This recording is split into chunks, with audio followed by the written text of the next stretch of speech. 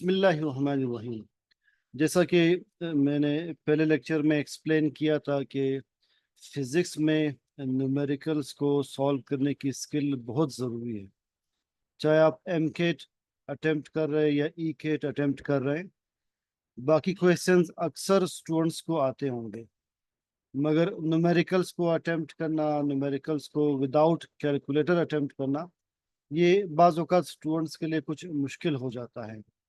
तो हम इस सीरीज ऑफ लेक्चर्स में ये कोशिश करेंगे कि अक्सर वो न्यूमेरिकल्स जो प्रीवियस कई एंट्री टेस्ट में आए हैं या उन जैसे आए हैं, उनको through Princeton series MCAT या बाकी एम केट की हम कवर कर लें। तो ये आज का सेकंड लेक्चर है इस जमन में। Let me share the screen.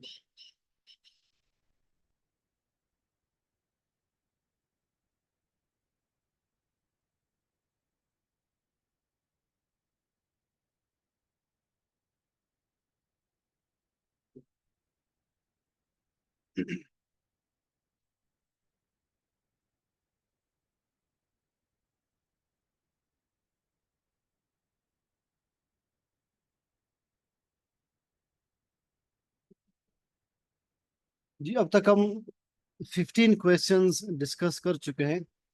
Let's see the 16th question. आपके सामने स्क्रीन पर ये शो हो रहा होगा। See, the 16th question is, a rock is dropped from an 80 meters cliff. How long does it take to reach the ground?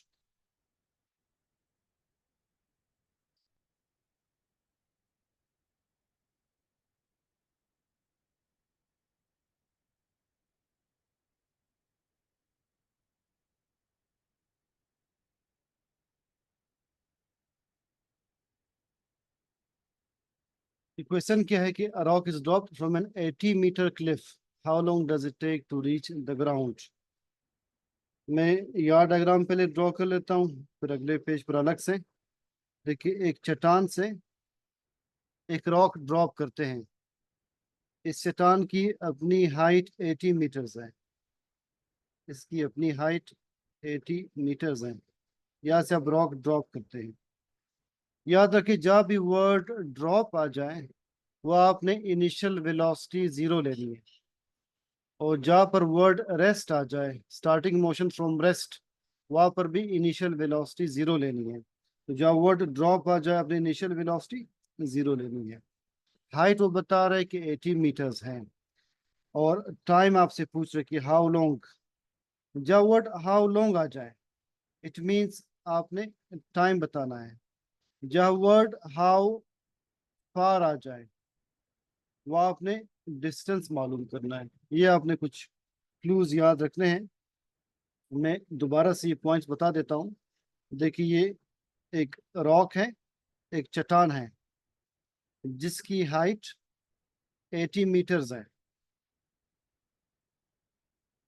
यहाँ से एक स्टोन ड्रॉप कर रहे हैं। वो कह रहे हैं कि कितने टाइम में ये जमीन तक पहुंचेगा स्टोन, और चूंकि ड्रॉप करे तो इनिशियल वेलोसिटी 0 ले रहे हैं। मैंने कहा जहाँ पर भी वर्ड ड्रॉप आ जाए, इनिशियल वेलोसिटी 0 ले।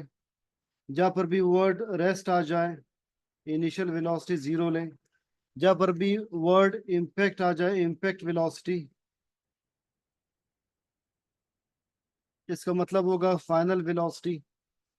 और अगर आप नीचे से ऊपर ड्रॉप कर रहे हैं, नीचे से ऊपर थ्रो कर रहे हैं, सॉरी, नीचे से ऊपर थ्रो कर रहे हैं, तो हाईएस्ट पॉइंट पर, अगर आप नीचे से ऊपर थ्रो कर रहे हैं, तो इसमें हाईएस्ट पॉइंट पर फाइनल वेलोसिटी 0 लेते हैं। ऊपर से नीचे आते हुए इनिशियल वेलोसिटी 0 लेते हैं। नीचे से ऊपर जाते हुए फाइनल वेलोसिटी 0 लेते हैं। ये वर्ड्स बहुत अहम है। और साथ मैंने कहा कि जहाँ पर आ जाए हाउ लॉन्ग, इट मीन्स आपने टाइम मालूम करना है। जहाँ जाए हाउ फार, इट मीन्स आपने डिस्टेंस मालूम करना है। नीचे आते हुए जी की value plus 10 metre per second square लेनी है। ऊपर जाते हुए जी की value minus 10 metre per second square लेनी है। ऊपर जा रही बॉडी तो माइनस नीचे आ रही बॉडी तो +10 मीटर/सेकंड स्क्वायर। ये कुछ क्लूज आपने मोशन के साथ रिलेटेड न्यूमेरिकल्स के लिए याद रखने हैं। अब इस क्वेश्चन में फॉर्मूला ये पुट होगा, S = VIT। आपने वो फॉर्मूला सेलेक्ट करना है जिसमें इनिशियल वेलोसिटी हो, टाइम हो, जी हो। अब देखिए जो सेकंड इक्वेशन है मोशन की, S = VIT प्लस ½ GT²। आपने ये फॉर्मूला अप्लाई करना है। S = VI 0 है तो ये पूरा टर्म 0 हो जाएगा। इनिशियल वेलोसिटी 0 तो ये पूरा टर्म 0 हो जाएगा, प्लस ½ GT²। आप T² इसी साइड पर रहने दें, 2 अगली तरफ ऊपर जाकर S के साथ मल्टीप्लाई होगा और G नीचे आ जाएगा। 2 या S के साथ मल्टीप्लाई होगा, G अगली तरफ नीचे आ जाएगा, तो T² = 2S/G आ जाएगा। अब अगर आपने T मालूम करना है तो अंडर रूट ले लें, या का अंडर रूट स्क्वायर से कैंसिल होगा, अगली तरफ पूरा टर्म अंडर रूट में आ जाएगा, तो 2S/G ये आपके पास फॉर्मूला बन जाएगा। 2S/G अंडर रूट ये फॉर्मूला बन जाएगा। अब इस फॉर्मूले से हमने सॉल्व करना है। देखिए फॉर्मूला ये बन रहा है 2S/G। 2 को 80 से मल्टीप्लाई कर ले, 80 हाइट है, G 10 है, यह आ जाएगा 160/10। 0 को 0 से कैंसिल कर ले, 16 को 1 से डिवाइड करते तो 16 ही आता है। 16 का अंडर रूट 16 का अंडर रूट 4 सेकेंड इसका आंसर होगा। क्योंकि ये अब YouTube पर शेयर होगा ये लेक्चर, तो आप इसे बार बार देख सकते हैं। जहाँ पर भी कंफ्यूजन हो उसे पॉज करके उस पर सोच लिया लिया करें, वो कंफ्यूजन आपकी क्लियर हो जाएगी। देखिए सॉल्व इन्होंने कैसे किया है, इनका आंसर 4 सेकेंड्स आया है। ये था 16th क्वेश्चन। अब 17th देखते हैं। A baseball is thrown straight upward। Thrown देखिए स्ट्रेट अपवर्ड, मैंने कहा ऊपर जाते हुए जो वेलोसिटी दी होगी वो इनिशियल वेलोसिटी होगी, ये वेलोसिटी इनिशियल वेलोसिटी होगी, और फाइनल वेलोसिटी ऊपर जाते हुए हम 0 लेते हैं। How high will it go, how high again means distance बता दें, तो हाउ फार भी डिस्टेंस है, हाउ हाई ये भी डिस्टेंस है, या अगर हम एस लिख ले या एच लिख ले, हाउ हाई भी डिस्टेंस को शो कर रहा है। अब क्वेश्चन क्या है कि अ baseball is throne straight upward, baseball को आप ऊपर थ्रो कर रहे हैं। इनिशियल वेलोसिटी दी है 20 मीटर/सेकेंड, फाइनल वेलोसिटी 0 होगी। जी की वैल्यू -10 लेंगे और हाइट मालूम कर ले या डिस्टेंस मालूम कर ले। इसमें चूंकि वी एफ और वी आई दोनों है, तो इक्वेशन की थर्ड मोशन मोशन की थर्ड इक्वेशन आप अप्लाई करेंगे। वो थर्ड इक्वेशन ये है, VF² - VI² equal to 2GS। 2GS equal to VF² - VI²। Data ये है आपके पास, एक बॉल को आप इनिशियल वेलोसिटी 20 मीटर/सेकेंड से थ्रो कर रहे हैं, फाइनल वेलोसिटी 0 है, डिस्टेंस मालूम करना है, जी की वैल्यू ऊपर जाते हुए -10 होती है मीटर/सेकेंड स्क्वायर। आपके लिए कैलकुलेट करना बड़ा ही इजी होगा। 2 × 10 × S मालूम करना है, VF 0 है तो 0 ले लीजिएगा, ये 0 हो जाएगा, -VI²। VI क्या है 20, 20 का स्क्वायर तो बन जाएगा -400। 2 2 ज़ा 4, 0 का स्क्वायर 2 0 डाल दीजिएगा। इस तरफ ये 20S, S इक्वल टू -400/20, 0 0 से कैंसल होगा, 2 20 ज़ा 40 तो -20 मीटर। माइनस साइन क्या शो कर रहा है, माइनस साइन ये शो कर रहा है कि बॉडी ऊपर की तरफ जा रही है। Upward is taken as negative direction, याद रखिए। जो अपवर्ड की डायरेक्शन है, it is taken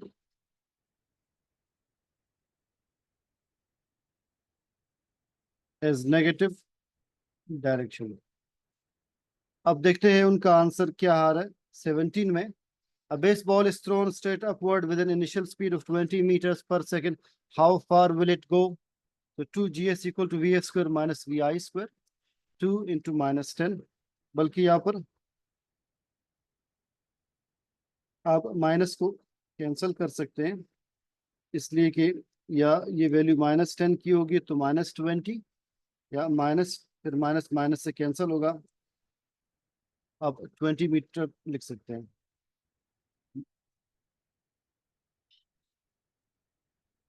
so solve कैसे किया है, 2gs equal to v f square minus v i square minus 400 by -20, answer 20 metre आ रहा है। देखिए आंसर 20 मीटर आ रहा है, दोनों माइनस आपस में कैंसिल होंगे। Question number 18। 1 second after being thrown straight down, an object is falling with a speed of 20 meters per second. How fast will it be falling 2 seconds later?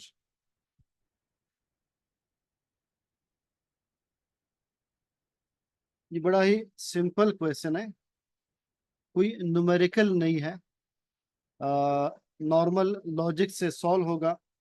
ये कह रहे कि एक बॉडी को थ्रो कर रहे हैं नीचे की तरफ, 1 सेकंड के बाद इसकी स्पीड है 20 मीटर पर सेकंड, तो 2 सेकंड्स के बाद इसकी स्पीड क्या होगी?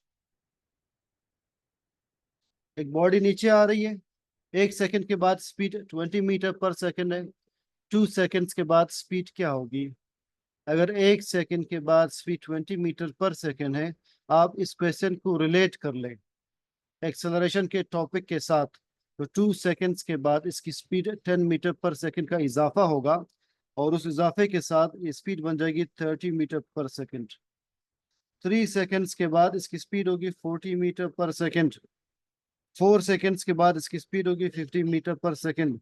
इसलिए कि g equal to 10 metre per second square का मतलब हमने पढ़ा है एक्सेलरेशन के टॉपिक में कि g equal to 10 metre per second square shows there is an increase in speed of 10 metre per second every second when a body falls downwards. तो 2 seconds के बाद इसकी स्पीड 30 मीटर पर सेकंड होगी। ये question number 18 है, आप देख लें 18 का आंसर क्या लिखा हुआ है।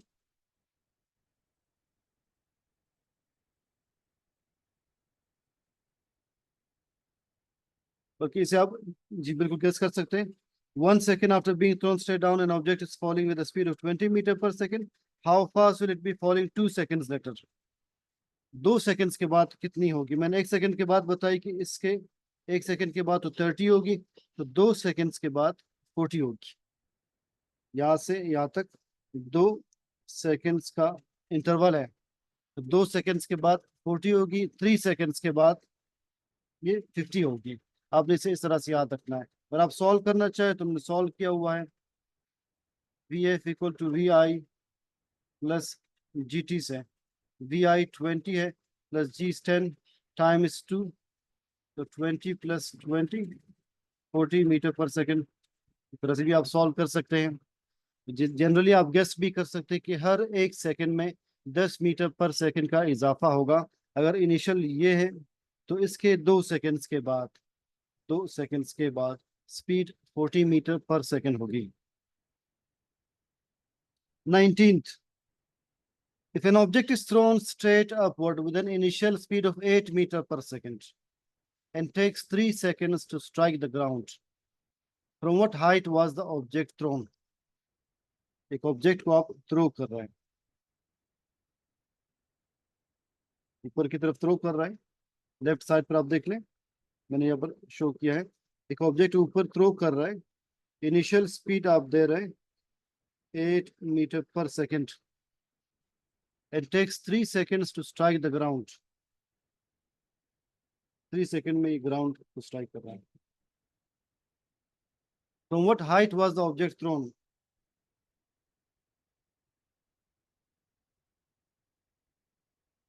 देखिए इसको,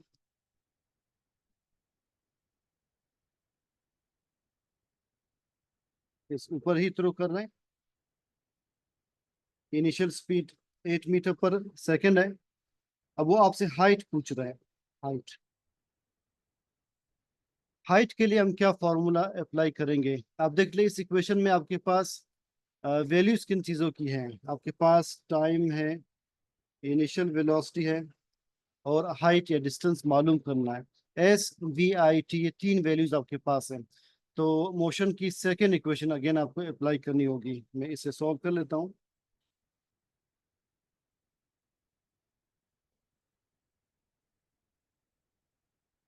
एक ऑब्जेक्ट को अपवर्ड थ्रो कर रहे हैं, इनिशियल वेलोसिटी 8 मीटर पर सेकेंड है।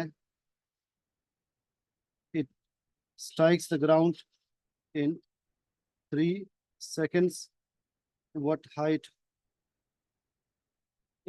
is to be determined? हम इक्वेशन अप्लाई करते हैं, s equal to V I T plus half G T square. s मालूम करना है, इनिशियल वेलोसिटी 8 है, टाइम 3 seconds। अपवर्ड डायरेक्शन हम माइनस लेते हैं मोस्टली। सो यहाँ पर इन्होंने 8 की वैल्यू देखे माइनस में ली है, जैसे 19 के सॉल्व देख ले, 8 की वैल्यू माइनस में ली है, बिकॉज ऑफ वो direction is taken minus. Plus half -10 into t square. T square is 3 into 3, 9. -8, 3s are 24. 2 5s are 10. 5 9s are 45. ये माइनस 45 बन जाएगा। प्लस माइनस माइनस, तो सॉरी, जी की वैल्यू इन्होंने डाउनवर्ड डायरेक्शन वाली कंसिडर की है, ठीक है, because it strikes the ground. हम इसे प्लस लेते हैं, ये प्लस वैल्यू, जी की वैल्यू प्लस वाली कंसिडर की है। -8 into 3 plus half G is 10, और 9 जो है वो टाइम का स्क्वायर है। -24 प्लस 45। अब आंसर क्या होगा? 45 में से 24 माइनस कर ले, 5 से 4 माइनस कर ले 1, 4 से 2 माइनस कर ले 2, तो 21 मीटर इसका आंसर आ जाएगा। जो ग्रेटर वैल्यू है साइन उसी का लगता है माइनस में या सब्ट्रैक्शंस में। तो डाउनवर्ड आते हुए इन्होंने जी की वैल्यू +10 मीटर पर सेकेंड स्क्वायर के हिसाब से ली, ऊपर जाते हुए 8 की वैल्यू माइनस में ली है, because the upward direction is taken as negative. अब देख रहे हैं इनका आंसर क्या आ रहा है कि 21 मीटर। साथ लिखा हुआ है कि V I is taken negative because object was thrown up and up is taken as the negative direction. Question number 20।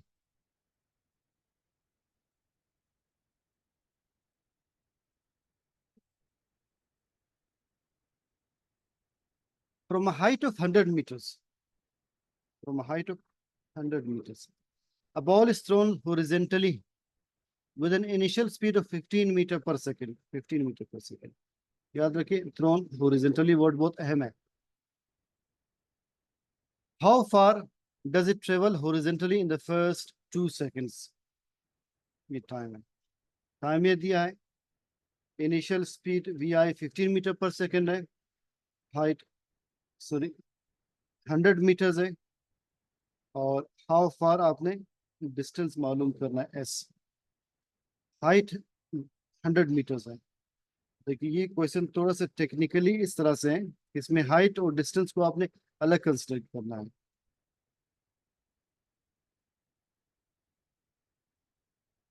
जमीन के साथ हाइट 100 मीटर है, एक चट्टान की।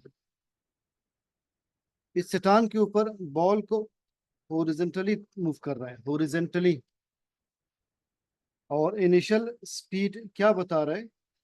इनिशियल स्पीड बता रहे 15 मीटर पर सेकेंड,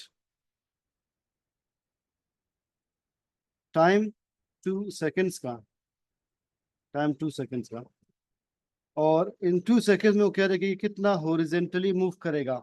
हाइट 100 मीटर ये सिग्निफिकेंट नहीं है इस क्वेश्चन में, आपसे हॉरिजॉन्टल डिस्प्लेसमेंट पूछ रहे हैं जबकि इनिशियल वेलोसिटी और टाइम दिए हैं, S equal to V I T, S equal to V T simply. ठीक है, वेलोसिटी वी आई को आप वेलोसिटी कंसिडर कर लें और टाइम 2 सेकेंड्स है, तो 15 into 20, 15 into 2, 15 into 2, the answer is 30 metres.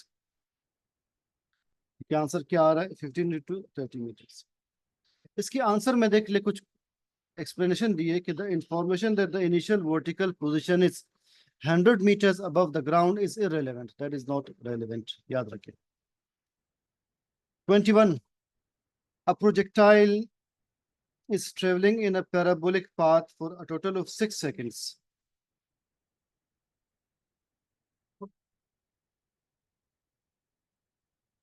Projectile का टॉपिक आपने देखा होगा, projectile is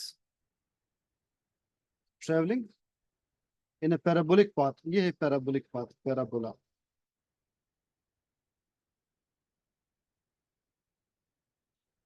for a total of 6 seconds. How does its horizontal velocity 1 second after launch compare to its horizontal velocity 4 seconds after launch? Launch के 1 second के बाद जो horizontal velocity vx है इसमें, और 4 सेकंड्स के बाद जो हॉरिजॉन्टल वेलोसिटी vx होगी, इन दोनों में क्या फर्क होगा? अगेन बड़ा ही टेक्निकल, अगर आप टॉपिक के साथ रिलेट करेंगे तो आंसर फौरन आप बता सकेंगे। एक प्रोजेक्टाइल है जिसे आप एक पैराबोलिक पाथ में थ्रो कर रहे हैं, 6 सेकेंड्स तक ये मूव कर रहा है। वो बस पूछ रहे हैं आपसे कि 1 सेकंड के बाद जो हॉरिजॉन्टल वेलोसिटी थी उसमें और 4 सेकेंड्स के बाद जो हॉरिजॉन्टल वेलोसिटी है, क्या फर्क है? कोई फर्क नहीं है। हम ये डिस्कस कर चुके हैं in the topic of motion in 2 dimensions या प्रोजेक्टाइल मोशन कि the horizontal velocity component remains constant throughout the flight of a projectile. The horizontal velocity component Vx remains constant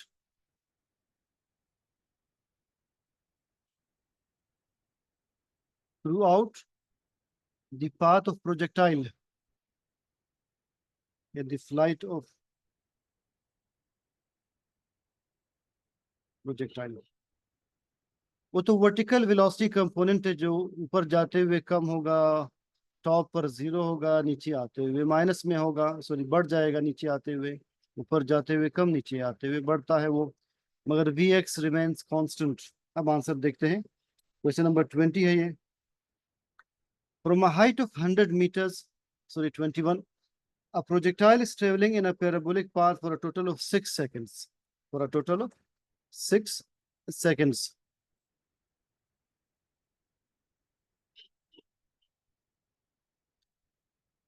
How does its horizontal velocity 1 second after launch compare to its horizontal velocity 4 seconds after launch?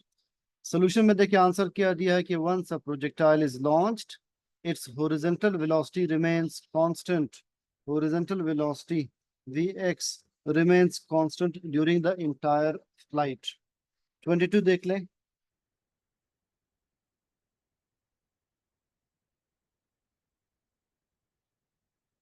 An object that is moving with constant speed, travels once around a circular path, once around a circular path, like this. Which of the following is or are true concerning this motion? The displacement is 0, number 1, सही है। Body वापस initial point पे आ रही तो horizontal, तो displacement तो 0 होगी। The average speed is 0, गलत। एवरेज स्पीड 0 नहीं होती, इसलिए कि बॉडी ने डिस्टेंस ट्रेवल किया है, डिस्प्लेसमेंट 0 है मगर डिस्टेंस 0 नहीं है। थर्ड, दी एक्सेलरेशन इज 0, नहीं, बॉडी की एक्सेलरेशन 0 नहीं होगी, इसलिए कि बॉडी की बार बार वेलोसिटी की डायरेक्शन चेंज हो रही है। देखिए वेलोसिटी की डायरेक्शन ये है, फिर ये है, फिर ये है, एक्सेलरेशन 0 नहीं होगा, तो 1 only is correct I think. 1 only correct होगा, देख लेते। सी है 1 and 3 only, 3 only, 2 and 3 only, तो ए सही है। ए क्या था? 1 ओनली, सिर्फ इसका डिस्प्लेसमेंट जीरो होगा। Question number 23, which of the following is or are true? If an object's acceleration is constant, then it must move in a straight line. जरूरी नहीं है स्ट्रेट लाइन हो। यूनिफॉर्म एक्सेलरेशन सर्कुलर मोशन में भी हो सकता है। बॉडी यूनिफॉर्म एक्सेलरेशन के साथ सर्कुलर मोशन में भी मूव कर सकती है। Second, if an object's acceleration is zero, then its speed must remain constant, सही है। एक्सेलरेशन जीरो हो कि इसमें मतलब स्पीड कांस्टेंट है। इफ एन ऑब्जेक्ट्स, मगर एक्सेलरेशन जीरो होने का मतलब ये नहीं कि स्पीड कांस्टेंट है। यस, एक्सेलरेशन जीरो है। Acceleration means change in velocity. Change in velocity means either change in speed और चेंज इन डायरेक्शन। तो स्पीड का कांस्टेंट होना, एक्सेलरेशन जीरो होने के साथ इसका रिलेशन क्या बनता है, ये हम देखते हैं। एक्सेलरेशन के हमने 3 केसेस पढ़े हैं, अगर आपको याद हो। Acceleration because of change of speed एक केस था। Acceleration because of change of speed and change of direction, ये दूसरा केस है। Acceleration due to change in direction only, speed constant. तो अगर एक्सेलरेशन है इट मींस या स्पीड चेंज हो रही है या डायरेक्शन चेंज हो रही है। और अगर एक्सेलरेशन जीरो है तो स्पीड कांस्टेंट होगा, डेफिनेटली होगा। Third, if an object speed remains constant, speed constant है, then its acceleration must be zero, लाजमी नहीं है। देखिए सर्कुलर मोशन में body has constant speed but it has acceleration due to change of direction. उसे point number 2 आप सही कह सकते हैं मेरे ख्याल में। Yes, 2 only. देखिए 1 एंड 2 लिखा हुआ है, 1 and 2 only A option, 1 and 3 only B option, C is 2 only, D 3 only, E 2 and 3 only. तो सी 2 ओनली में क्या है कि if an object's acceleration is zero then it must remain constant, speed लाजमी constant होगी अगर acceleration zero है, याद रखें। मजीद जो मैंने आपके साथ ये 3 पॉसिबिलिटीज डिस्कस किए, आप एक्सेलरेशन का टॉपिक दोबारा से सुन लें, उसके साथ रिलेट कर लें, तो ये पॉइंट आपको क्लियर हो जाएगा। Number 24, a baseball is thrown straight upward, what is the ball's acceleration at its highest point? एक बॉल को आप थ्रो कर रहे हैं, एट हाईएस्ट पॉइंट एक्सेलरेशन क्या होगा? हाईएस्ट पॉइंट पर एक्सेलरेशन जी होगा, डाउनवर्ड होगा। यस, जी डाउनवर्ड होगा। तो आप लिख सकते एक्सेलरेशन ऑप्शंस दिए हुए, A zero, minus g downward, g downward, half g upward. Next option देखते हैं, जी डाउनवर्ड, सी ऑप्शन, ये ऑप्शन सही है, g downward, C option. 25, how long would it take a car starting from rest? Starting from rest means initial velocity zero, how long means time मालूम करना है, and accelerating uniformly in a straight line at 5 meter per second square, ये acceleration है, to cover a distance of 200 meter, ये distance है। Time मालूम करें, आपके पास ए दिया है, एक्सेलरेशन दिया है, डिस्टेंस दिया है, टाइम मालूम करना है, तो S equal to V I T plus half A T square, इस इक्वेशन से आपने मालूम करना है। मैं सॉल्व कर लेता हूँ।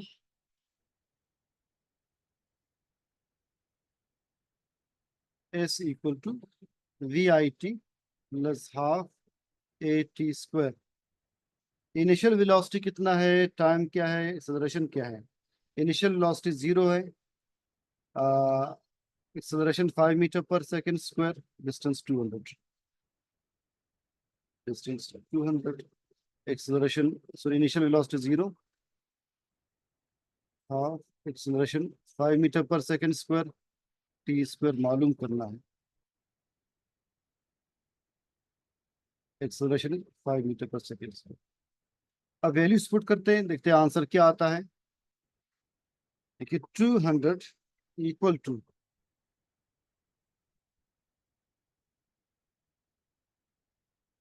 ये 2 ऊपर मल्टीप्लाई होगा 200 के साथ, 5 नीचे आ जाएगा और T square as it is. अब स्क्वायर को कैंसिल करने के लिए आप स्क्वायर रूट ले लें,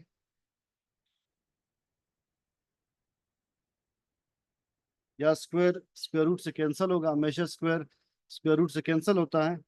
तो टाइम की वैल्यू आ जाएगी टी इक्वल टू 200 × 2, 400/5, 5 8 × 40, 80 आ जाएगा। 80 का स्क्वायर रूट ले ले, नियरली आंसर 9 आता है। 9 9 × 81, तो 81 का तो स्क्वायर रूट 9 आता है। ये नियरली 9 के इक्वल आएगा। 9 सेकेंड्स आप गेस कर ले आंसर होगा, लेकिन उन्होंने सॉल्व किया कि आंसर आया है 9 सेकेंड्स। इसी तरह से सॉल्व किया है। 26 देखते हैं। A rock is dropped off a cliff and strikes the ground. Drop का मतलब है इनिशियल वेलोसिटी जीरो है, इनिशियल वेलोसिटी जीरो है, यहाँ से ड्रॉप कर रहे हैं। And strikes the ground with an impact velocity, impact velocity मैंने बताया फाइनल वेलोसिटी होती है 30। How high was the Cliff, height मालूम करें।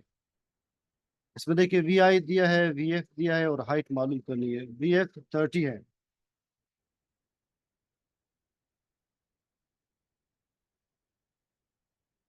एक रॉक को थ्रो कर रहे हैं, फिर ड्रॉप कर रहे हैं, initial velocity zero, final velocity 30 metre पर सेकेंड जब ये स्ट्राइक कर रहा है। टाइम मालूम करें, जबकि एक्सेलरेशन वुड बी 10 मीटर पर सेकेंड स्क्वायर।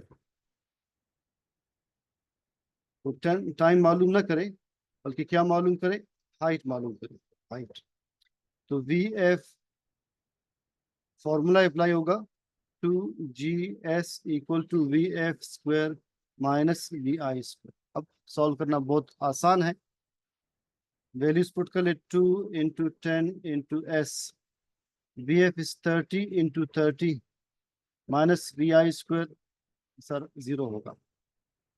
ये बन जाएगा 20S = 3 3 9, 0 का स्क्वायर 900, S = 900/20, जीरो को जीरो से कैंसिल कर ले, 2 45 90, S = 45 मीटर। Answer is D, 45 meters.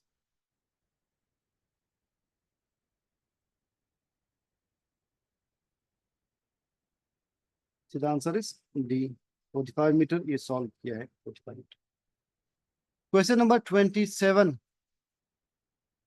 Which one of the following statements is true concerning the motion of an ideal projectile launched at an angle of 45 to the horizontal? एक projectile को 45 के angle पर throw कर रहा है, 45। A, the acceleration vector points opposite to the velocity vector on the way up. Yes. ऊपर जाते हुए velocity तो upward है, acceleration downward है. Yes. And in the same direction as the velocity vector on the way down. Yes. नीचे आते हुए velocity down, g भी down. बिल्कुल ठीक है. B, the speed at the top of the trajectory is zero. Top पर v y zero होगी, speed zero नहीं होगी, इसलिए कि vx मौजूद है. The object's total speed remains constant during the entire flight. Total speed.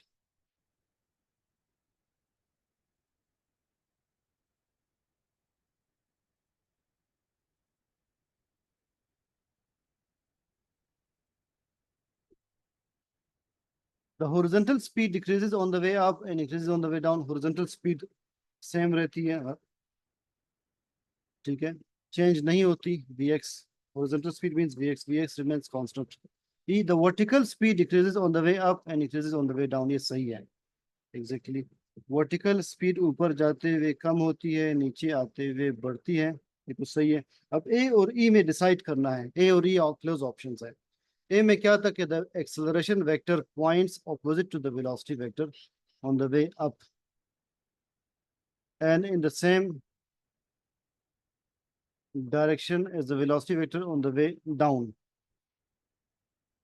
अब ये भी क्लोज है ई के, अगर ई करेक्ट इन्होंने दिया है। ए में let's see what discrepancy is there, जिसकी वजह से हम इसे कंसिडर नहीं कर रहे हैं। The acceleration vector points opposite to the velocity vector on the way up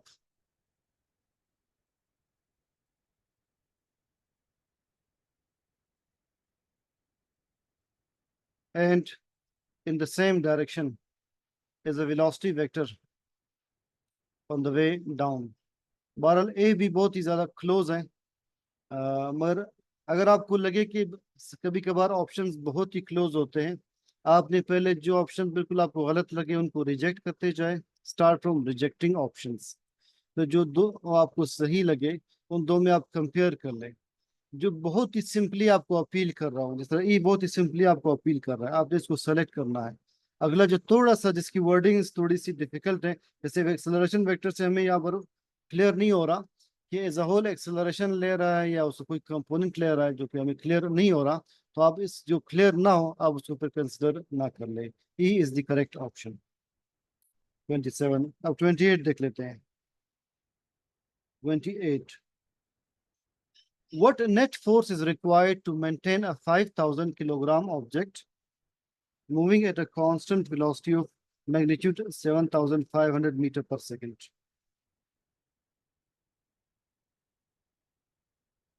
ये कह रहे कि नेट फोर्स क्या रिक्वायर्ड होगी एक बॉडी को कांस्टेंट वेलोसिटी में रखने के लिए। ये पॉइंट न्यूटन के सेकेंड लॉ के अगेंस्ट है। न्यूटन के सेकेंड लॉ के मुताबिक जब भी किसी बॉडी पर आप फोर्स अप्लाई करेंगे, बॉडी एक्सेलरेट होगी, उसकी वेलोसिटी कांस्टेंट नहीं रह सकती। तो कोई नेट फोर्स ऐसी नहीं है जो बॉडी को कांस्टेंट वेलोसिटी में रखे। ठीक है, दोनों तरफ से फोर्सेस का नेट जीरो हो तब वेलोसिटी कांस्टेंट हो सकती है। अब इसका आंसर देखिए उन्होंने क्या कैसे एक्सप्लेन किया, पहले सवाल दोबारा सुन लें। What net force is required to maintain a 5,000 kilogram object, mass 5,000, at a constant velocity of 7,500 meter per second? For constant velocity, there is no net force required. याद रखिए, for constant velocity, there is no net force required. Because the force is applied, acceleration is produced, and body does not remain in constant velocity. 29. How much force is required? How much force is required? Force क्या required होता है? To cause an object of mass 2 kilogram to have an acceleration of 4 meter per second square। बड़ा ही simple है।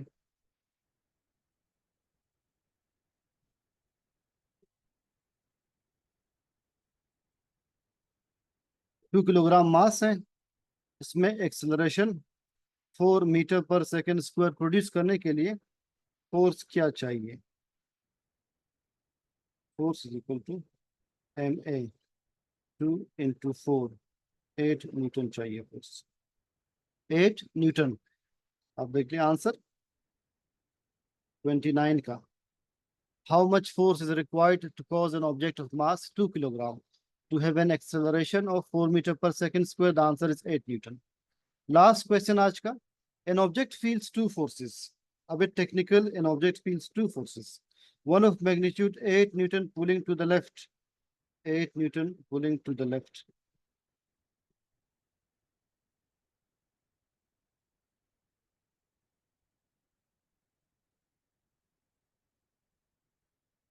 And one of the magnitude of 20 Newton pulling to the right. 20 to the right.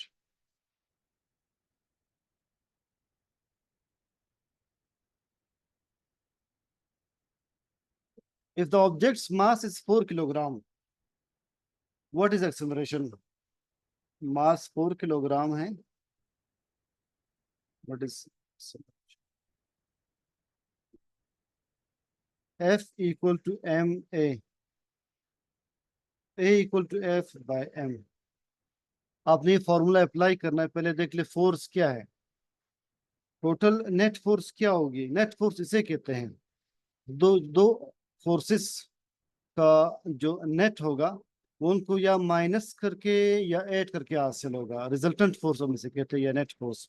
अब इसमें 20 greater है, 8 smaller है, तो 20 minus 8 equal to 12 newton to right. Force vector quantity है, तो direction net force की 12 न्यूटन टू द राइट होगी, ये होगी नेट फोर्स। तो अपने 12, मास 4 है, तो 4 3 12, 3 मीटर पर सेकेंड स्क्वायर एक्सेलरेशन होगा। आंसर सुन लें। Since the net force comes out to be 20 minus 8 equal to 12 Newton. Therefore, according to Newton's law, A is equal to 3 meter per second square to the right towards the greater force. इस तरफ acceleration produce होगी towards the greater force, कितना 3 metre पर second square. याद रखा, आज आप देख लीजिएगा। तो इंशाल्लाह नेक्स्ट सैटरडे पर आपके साथ एक और लेक्चर शेयर होगा जिसमें हम अगले 15 न्यूमेरिकल्स एंड एमसीक्यूज डिस्कस करेंगे। सी यू देन इंशाल्लाह।